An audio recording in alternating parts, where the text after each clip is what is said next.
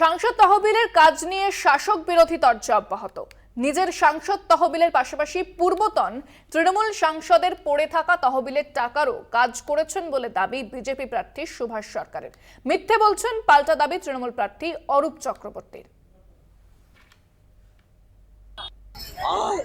আমি বরং জানাতে চাই, আমার পূর্ববর্তী সাংসদ যিনি তৃণমূল দলের ছিলেন, তিনি 2,42,00,000 টাকা খরচ না করতে পেরে চলে গেছে। সেই টাকাটাও কয়েক বছর ধরে ফেরত আনার কথা বলাতেও রাজ্যের প্রশাসন এবং জেলার প্রশাসন কোনো উদ্যোগ নেয়নি। ফালতু মিথ্যা কথা বলছে, মিথ্যাবাদী, মিথ্যা কথা বলছে। হ্যান্ডবিল ছেড়ে তো বলে না কী কাজ করেছে। আর একটা মন্ত্রী জেলা একটা ইট গাঁথতে পারেনি, ফুটানি মারছে। কাজ করার মানসিকতা আছে?